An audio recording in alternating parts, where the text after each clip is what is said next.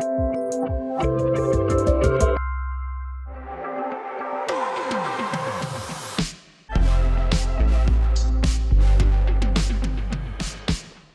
going to tell you right now, there's not going to be a lot of code. It's not going to be no code in here. It's basically explaining the steps I took in building my app. And it was a lot of research and there's a lot of in-depth personal experience I went through to building this app. So when I was thinking, when I wanted to be an app developer, found a tutor to help me and taught me Objective-C. And when I did that, basically once I finished the course, my tutor gave me the idea of a domestic violence app. And with that experience, that's because my mother, my sisters, both of my daughters who are in their 30s were both victims of domestic violence, as well as my girlfriend who died as a victim. And even one of them had been attacked in her own house by her abuser. So how I became a developer. Okay. I met this guy, this young boy, 17-year-old boy, online at the Apple store. Seriously. I love, whenever the new devices came out back in the day, I used to love waiting online and getting all the excitement, seeing the Apple people dance all around, and I was all excited. And so we was waiting for the iPad, and I asked this 17-year-old boy, how the hell he got $800 to pay for that iPad, because there ain't no parent gonna give a child $800. And he said he created an app, and he taught himself how to code for YouTube. And that's when I turned around to my husband and said that's what I wanted to do. And in doing so, my husband allowed me to quit my job to pursue my dream and my passion. So once I finished the tutoring class, or the person who was tutoring me, the opportunity, then I went ahead and then I started building the app. We had some difficulties with that, so I skipped the tutor and started doing it myself. Why I decided to create the domestic violence app was, again, he told me it was something that I should definitely want to do. He wanted to market it to businesses. I wanted to market it to victims. And so we had that conflict, and I was like, I wasn't having it. So I went ahead and started doing all the research myself. I had to figure out, okay, how I'm going to build this app. How I'm going to build this app. Oh my God, I didn't know how I was going to do it. So I had to as a coder, you get all this crazy stuff in your head, these ideas of how you want this thing to work, and you want it to be pretty, you want it to be functional, you want it to be everything that that somebody, if they look at it, will say, oh my God, you're amazing. And so I really sat down and decided that, okay, this is how I'm going to do it. But the only way for me to do it, I had to do the research. So what I did was I started doing research on domestic violence. The statistics on the international, as you can see, that 137 women across the globe were killed every day by intimate partners or relationship, and about 87,000 were killed worldwide in 2017. 58% of the victims of domestic violence were domestic violence and family violence. So it was very important for me to understand, because even though I had the experience of domestic violence, it didn't mean I knew anything about it, because I was only a child of domestic violence. I lived with my moms and seen her be abused by my stepfather over and over and over again. But the statistics overall in the United States is, oops, sorry, let me go back. The statistics for the United States, this is what's going on in the United States. These numbers are based from 2017. And as you can see, not only as you can see, 1 in 7, the number of men who will be victims of severe violence by an intimate partner in their lifetime. So even though we talk about women, because a large percentage of the victims are women, very few of them are men, and the men normally do not report domestic violence. And the reason why statistics have shown it's an embarrassment. Men feel embarrassed by being, reporting to police that their woman, their spouse, their partner is abusing them. And that's something that, so that number could be totally off, because those numbers are just guessing, or the ones that do report it, that's how people see it. And you can see how the other numbers, the number of women murdered every day by current or former male partners in the U.S. I've seen it on TV now. I'm seeing how these women are disappearing, and these men say, oh, you know, they got in the car and left their child and went to another state, which is blatantly a lie. No mother in their right mind would leave their babies. And it's sad because when I see it and then I see this on TV and I already know what happened to those women. It's an automatic, in your mind, if you, the amount of research I've done, I already know what happened to a lot of these women. How I create the Domestic Violence Act. This is probably one of the most in-depth description of how I did it. Because the first thing I had to think about are the victims. What was the safest way to keep, what was the safest way for these victims to be safe, okay? And knowing that my mother and all these women in my life were victims, I had to go back into my memory to see everything, what they went through. You know, one of my girlfriends had called me up and she was like, Alicia, he's banging on my door. He's trying to get into the house. He's trying to get into the house. And I'm like, okay, call 911 and I'll call 911. And I'm calling 911 and she's calling 911. But in the meantime, he done broke into our house and was beating her unconscious. And that was just like crazy to me. It was just crazy to hear that. You know, because, and it was hard for me because it was, she was this beautiful young girl and all she wanted to do was get her life together and he wanted to control her life. And so, you know, when I try to tell these stories, I want people to understand the relationship and why this has been created. Domestic violence is very common here in the United States, but it only gets attention when a celebrity or a sports star do something crazy, crazy stupid. And then it becomes headline news. This is what he did. And it stays in the news about 2 or 3 weeks, and then it disappears. And then domestic violence is like it don't exist no more. So when I built the app, I did a lot of research, a lot of research. I tried everything. I tried to be the victim, but I also became the abuser. So I had to, please forgive my French when I say this. I had to be that sneaky motherfucker that wanted to do everything to get at my partner, to keep her under control, to keep her by the leash, to make sure that nobody gets near her. I had to know what research was needed to be added into the app. I need to know what these women need right then and there automatically. They ain't need a lot of stuff. They need just the basic information. Just basic information. Shelters. Okay, shelters in my city, shelters in my state, shelters here. Domestic violence law. These women get told some lies, serious lies by the abuser. I can take your children away. I can make it hell for you.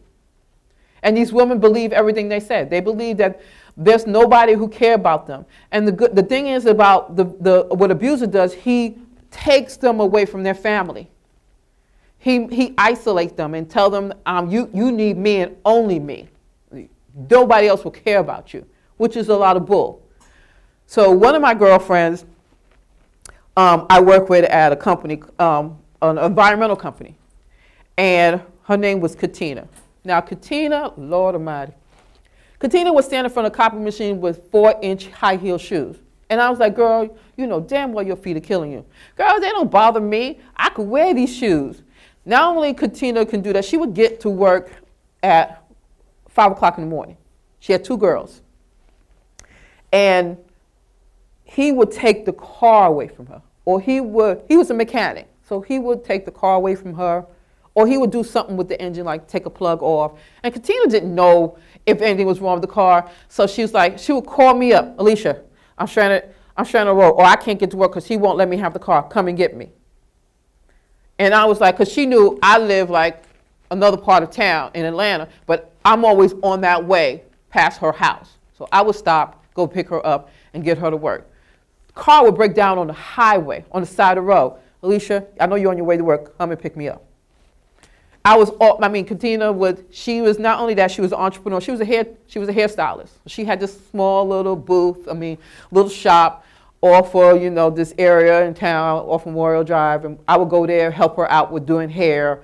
And then she decided that, and I said, Katina, you need to separate from him. You need to get away from him, because it was getting really bad. So she happened to mention here, he told me that if I ever leave him, he would kill me. And I was like, Katina, you really need to take it seriously. He ain't gonna do nothing to me because I ain't playing that shit. He know I don't play that. And so she gets a house, her first house. She moves into the house. She moves him into the house. Now, Georgia law is if you move a person into your house and they're there for 30 days, you have to evict them. You can't throw them out. So I said, Katina, you shouldn't leave him in this house. You know the law in Georgia. If he's there for 30 days, you know that he can live in there. Alicia, and this is the excuse she told me, and this is not the first time I heard it, but it didn't click. Because at that time I wasn't building a domestic violence app. I was working a full-time job. And it didn't click. And she said, Alicia, I need him. I need him to watch my kids. And I was like, girl, don't let him move into the house. And so Katina met another guy. And this guy treated her like a queen. And he told her, this is how a man is supposed to treat you. That weekend, Katina told him he needs to leave. In the meantime, while he was packing, Katina took her daughters to her mom's house.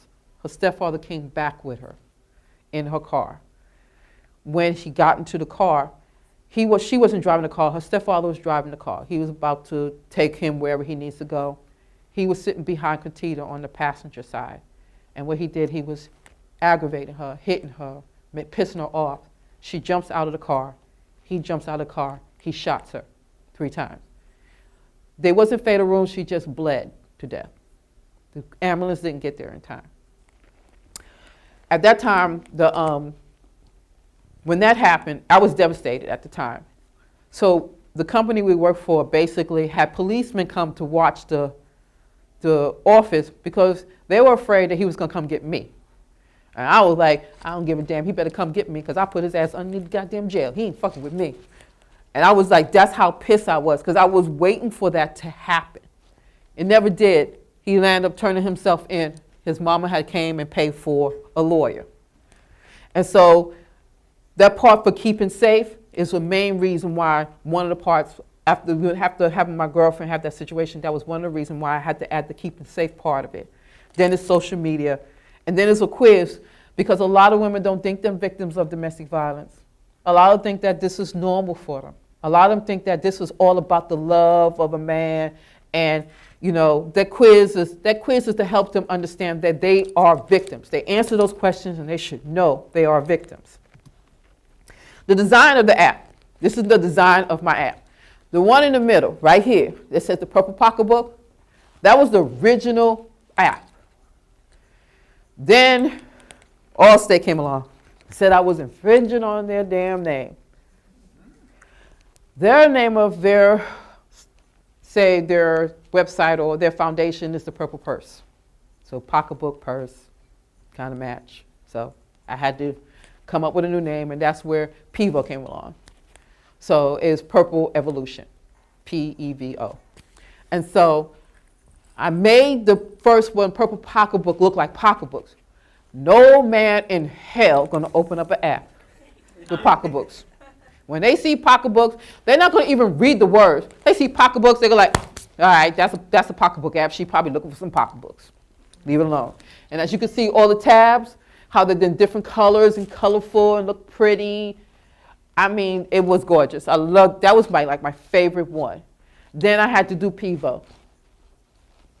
And so the PEVO divine, as you see the woman with the scarf, my cousin his name is David Gittins, he's famous. He designed it for me. He's this great artist and he's been like this for years, and I asked him to do it for me and I would never get rid of it. I love that design. And then I had to change it up here, which I made it a little softer, made it more visible and easier for them. And then you have the shelter list. So the shelter list is just, they allow them to search. And as you can see, you see there's just you see the city, Albany, you see the name of the shelter, and then the crisis line and telephone number. And I'm going to get into that in a little bit on why it's like that. So when you first open Pivo, okay, I created a password. So the first one I did, the first design, it didn't have no password, it just had the pocketbook design. So when I created Pivo, I decided I'm going to create a password.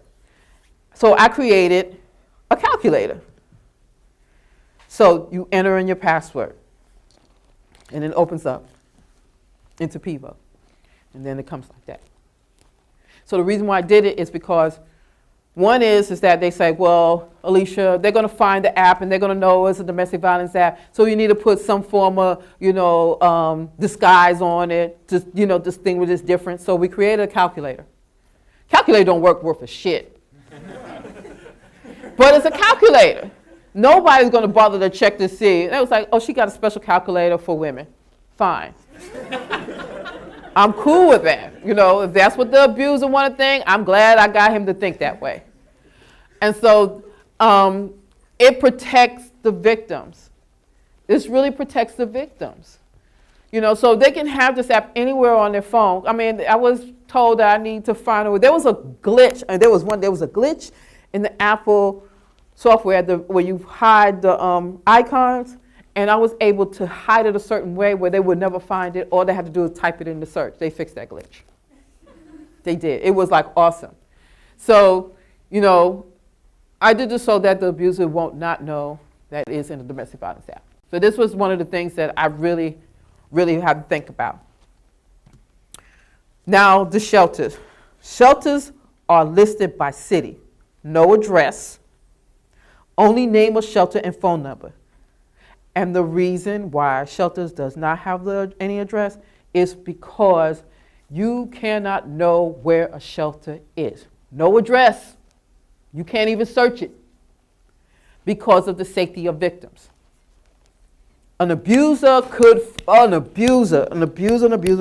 will find these shelters if they were listed. Like Google did it several times where they actually put the address of the shelters on their site, and they got shut down real quick both times. They have not done it again.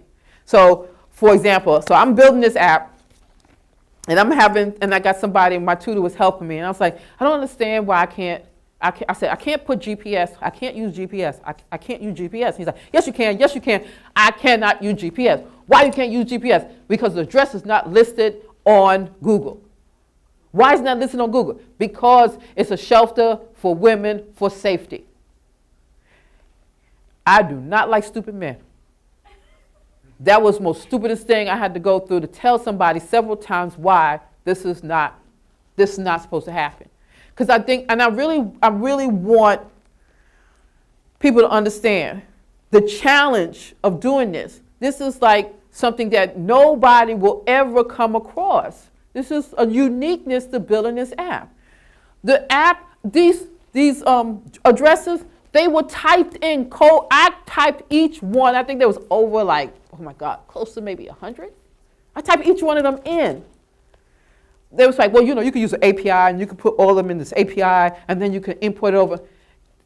Again, okay, I know what you're saying, but we're talking about domestic violence. And these women are shut off from Wi-Fi. They are shut off their phone. Half the time their phone is not supposed to be working because the abuser do every goddamn thing to make sure they're not calling nobody they don't need to call. So what you have to do, you have to make it you have to make it where if they need to get to a shelter, they can open up this app. One thing is, he will not find out who they're calling. The number will come up like 800 number or 2229, and it was like, well, who called you? I said, oh, as you can see, who called you? Oh, somebody, some damn telemarketer, something like that, called me. And that's what happens all the time. I get them all the damn time. So I had to be smarter than the abuser. I had to be smarter than the person that's trying everything to control the victim. And so my biggest problem I had on this was the search. Boy, Lord Almighty, I found that search. I had looked everywhere for a good search engine in Objective-C. I mean, and then I found it in Swift. So at that time, I was able to convert it over, put some Swift in there. That was hell. We didn't want to go through that shit again. But finding the search, and as a coder, you're typing all this code in, and once it's all typed in, okay, I'm going to run it, and it crashes. You're like, what the fuck? What the hell I do? So I don't have a team of people who was going through my code. It was just me, myself, and I. It took me weeks. I still couldn't figure it out. I had to call a friend from Oregon who was a teacher that teach iOS at one of the colleges. And he's been helping me for the longest, for little things that I go through. And at that time, I was so afraid to ask for help. Because as a coder, I'm a woman. I'm already thinking you're thinking I'm stupid in the first place, But, and again, there was only a few people I can trust. And so he went to the code, and he found, I forgot to put maybe a colon, a comma somewhere. And I felt like shit. And he's like, no, Alicia, we all do that. Don't think that you think just because I'm a senior developer that I don't forget a comma or a period. No, we all do that. He said, that's normal. Then is the law. So, domestic violence laws protect victims. The law is different in each state. By listening to the law per state, it helps educate the victims on what can or cannot be done with a lawyer or court. These things right here are crazy, crazy. These are crazy because you be like, what the hell? You're going to talk about restriction. You have restriction order for family violence, protection order. What is the legal definition of Georgia or family violence? Overview of civil and criminal law. Families and family is a family violence protection order. What type of family violence protection order are available? Do you know this is crazy? This is what domestic violence is all about. This stuff right here, I'm like, I don't know nothing about no law, but for this is something that, as a victim, and this is the simple terms to it.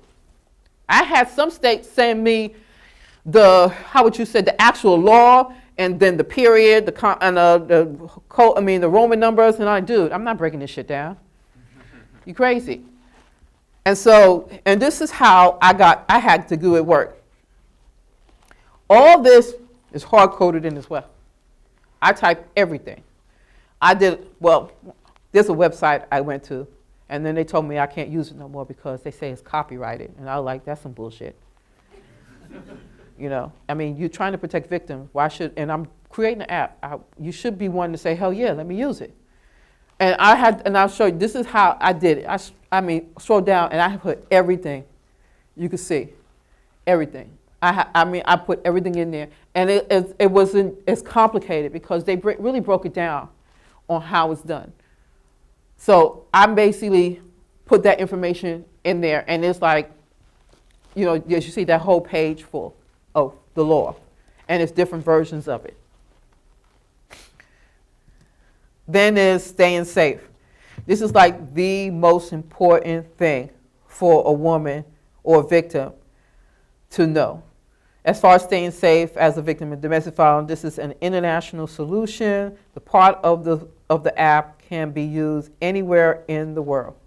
This is everybody, any place, anybody who needs help and they're trying to get out of it. This is the safest thing. Like, for example, someone gave me an idea that if, I think it was Cash App, they have a card. And so they was like, Alicia, it would be cool if we can contact Cash App and see if they will issue out a card to victims so that they can put money in their account so when they're ready to leave, they don't have to, because if you marry, you have to have, your partner has to know that you have a bank account. I know that's in some states, I know that's in Georgia, but my husband was attached to my savings account. You know what I'm saying? But if you have an online bank account, some of them, they don't, don't have to know, but still, he still will track the website you're going to and how you're tracking money. With the Cash App, it's going to be kind of easy. You can have the card sent to somebody, like a neighbor's house, and then you could be able to put money on it and save it. So there was so many ideas. These victims were contacting me and telling me all these ideas that I should add to the app. And I was like, I said, listen, I love your ideas, but it's me, myself, and I. That's it. And that's a little bit too much for me right now. And there's so many other ideas that came up with. Oh my God, this app could be so much more powerful, but there's so many challenges. You got government, you got politics, policies, you got nonprofits. All of them is not about, and when I was trying to tell them what I was doing, it wasn't about saving the victim, it was all about the dollars. So that was the important part of saying, knowing that these things are a necessity for them to actually become safe, safe with the abuser. A friend of mine, she used to just, her husband was in law enforcement, and he would abuse her and threaten her that he would take the kids away. So she found a way to soften him up, to gradually move out of her house. And she said, Alicia, I wish I had this app, because it would have definitely helped me strategically plan my exit. So, there's so many people that don't think about the dangers of what these women go through, And so then it was the quiz. Now, I did not do this quiz. At the time I was it was 2014, I did this app. And I searched everywhere for a simple quiz to be able to, when you click on it, it's going to say, if you do this, and in the back end it'll say, this is a 1. And then if you click on this, this is a 3. There wasn't no quiz back then doing that. So I have, at that time I had some friends. This happened to be a female iOS developer who understood. I had two men. I asked, can you create a quiz? And the quiz is allowed. These are the 3 questions. If they say, I'm not being bruised, that's a 0. If they say, if this is being bruised, it's a 2. They did it, they fucked it up. They didn't understand. I asked a woman to do it, and she did it exactly the way I needed, with no questions about it. And so this is how the quiz worked. And so it's going to be a lot faster. If you're a fast reader, good luck. So there's the questions. So it's no, sometime, or regularly. And there was I think it's 20 questions. And you can see where I'm pressing it, just selecting them. I had to figure out myself, but it just wasn't working like it should. I reached out to senior developers, mostly men. It took a good friend that referred to a female senior developer that understood what I needed, basically. And so I really was really thankful for it. And I think the actual code for this is still in Objective-C. It's still in Objective-C. I'm afraid to get rid of it, because then I have to find another quiz, which I'm going to ask a man to do, and it shouldn't be a problem. So you see, the score is 14, okay? And the score for the domestic violence screening, I can't read my eyeglasses. So y'all can read it. I'm not going to go through it. But you understand what it's saying. So it's greater than 10. It confirms, positive, meaning you could be concerned about being in an abusive relationship. And I basically took that from an actual questionnaire off a website. So what I learned, I needed help, but that was hard to find. When I reached out for help, a lot of men in the tech community didn't understand about domestic violence or understand how the app works. So I've learned one thing. A lot of men in tech don't know nothing about no damn domestic violence. I was afraid to even expose them to the app, because I figured that they were abusers. Don't get me wrong. Forgive me for saying this. I thought all men were abusers, especially in the tech community, and they would give away my app and then try to kill their wives. Seriously. That was just my mindset. Forgive me. I'm wrong. Y'all really don't know nothing about domestic violence. A lot of y'all don't. And being the only woman that built an app for domestic violence was a challenge because once the app was released, victims kept reaching out to me to add to the app or wanted me to add their state. Not only state, their country. I got people still coming to me wanting it in India, wanting it in Australia, wanting it in Canada. And I'm like, dude, I can't help you. It's just too much for me. In fact, here in the United States, let me finish this up. I was a one-person team, me, myself, and I, like I said, and I had to do everything. So I had to do a lot of research, want to make changes, so forth, so on. I was told by other iOS developers, mostly male, that seen my code say to me that my app should not be working, but they didn't understand why the app was built the way it was in the first place. But I do know someone else had other plans for this app. So, for example, Apple came to me and asked me, you a developer? Yes, I am. I see you develop out. Yes, I built an app. Apple had a developer fly down to my damn house because they wanted it in current iOS platform. And I couldn't fix this shit for nothing in the world. And I was mad as hell because I was like, I can't get it working. It's not working. And that's because I had damn Objective-C on Swift on top of it. And the shit was just fucking up. And I was just so mad. Forgive me. I'm sorry I said that.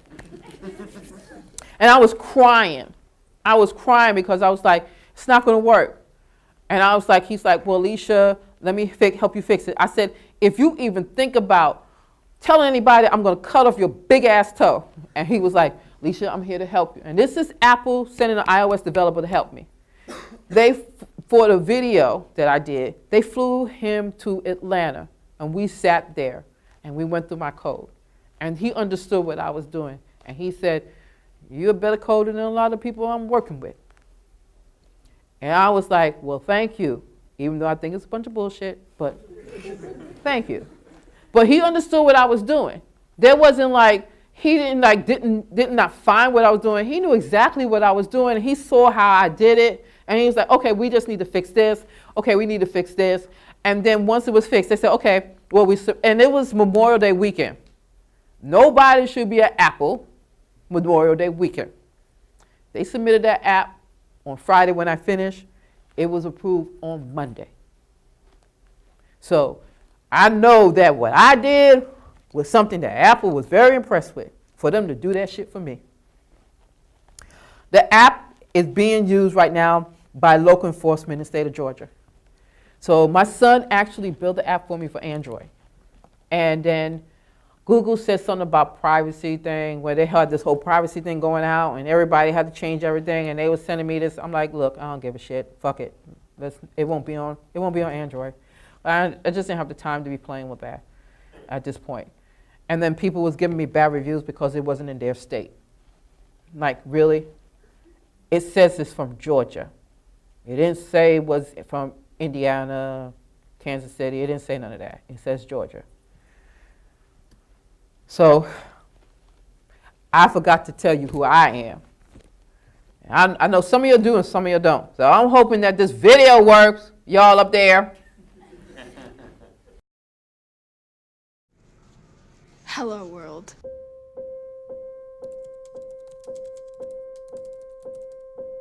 So this is the first computer that I coded on. In the beginning, my biggest challenge was not having access to a computer. The first line of code I wrote was bouncing ball. It would bounce around the screen, hit the edges, and then come back again. I think the first one was like a to-do list. It was a to-do list. I remember the first time I did it when it worked, and it was like magical.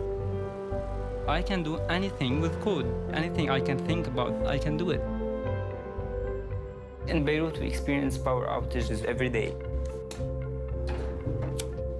So let me see if I can just do a simple algorithm that can provide the electricity cutoff time. It shouldn't cost life to give life. What if we compress all these health guidelines into small movies? I'm one person that saw a problem and created a solution to stop or assist a woman in domestic violence. What we wanted, what we needed, didn't exist. So at some point, you just say, okay, well, let's do it ourselves. Let's make an app. Well, when I first start an app, I have to have a plan. We start with that little glimmer, that seed of a new, fresh idea. There's this fear of code, like it's so hard or it's inaccessible, but actually it's not. Someone who doesn't even know code at all, if they really studied some simple Swift code, they would probably be able to understand it. Anything's possible, and it all comes from that first step. Launching the app was a big moment, actually. I told everyone about it. I'm like, download my app, it's on the App Store. I was dancing. I called all my girlfriends that I cried to. It's such a crazy feeling because it's so many emotions, so many wishes, so many dreams. I always tell my students, do you have Beirut electricity? My son made it, he built it. And because, is he single? By the end of 2016, 1 million women will have a safe birth due to the Safe Delivery app. If people come together in public spaces, it creates a kind of happiness and it creates a kind of like healing effect for the soul. Don't touch my code! Dear Kira, young people like you are tomorrow's leaders. You inspire me and give me tremendous hope for the future. Michelle and I wish you all the best. Sincerely, Barack Obama. These tools are something that we desperately need when trying to change the world. I think the more people who can learn to code, learn to build apps, the more problems can be solved. I feel like I'm creating stuff that can actually change the way people live, which is super awesome. I want to be this amazing coder, this off-the-chain senior developer where everybody comes to me and it's like, can you fix this? And I'm like, yeah. I'm like, and I go in there, I'll just type up the code and blah, blah, blah, damn, damn. And like, wow, you can do this, yay! Woo!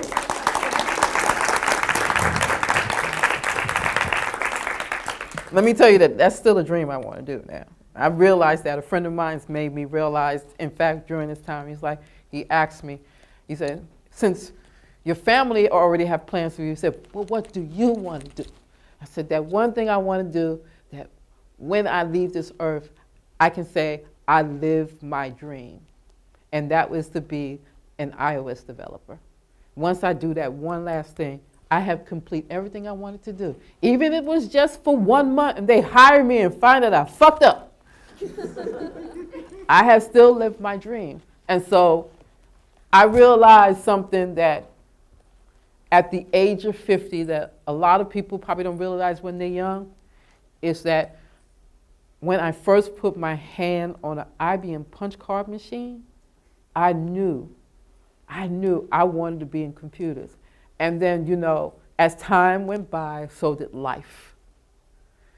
And for some reason, there was parts of my life that I learned to code and didn't realize that everything that happened was a reason. And it brought me to this point.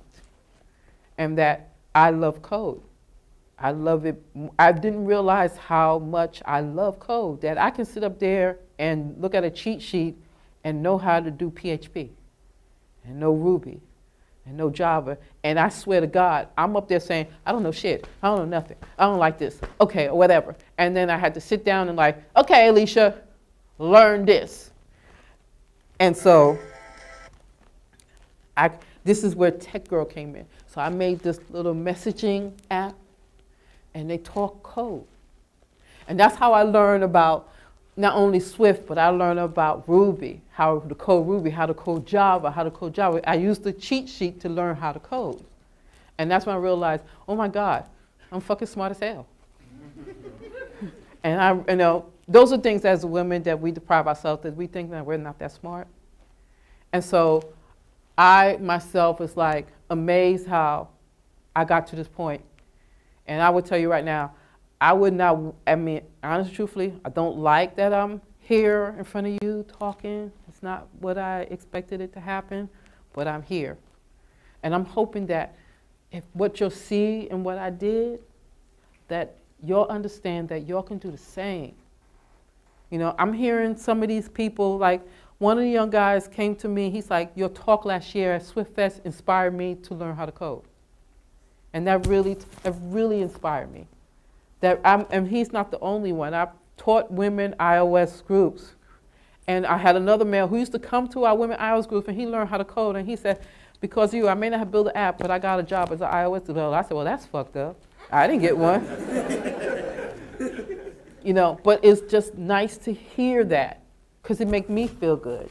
And I feel grateful that, one, y'all came in here to listen to my talk. 2 is that y'all know y'all can change the world too. And 3 is y'all know that if I can do it, any woman or any person can do it. So, thank you guys.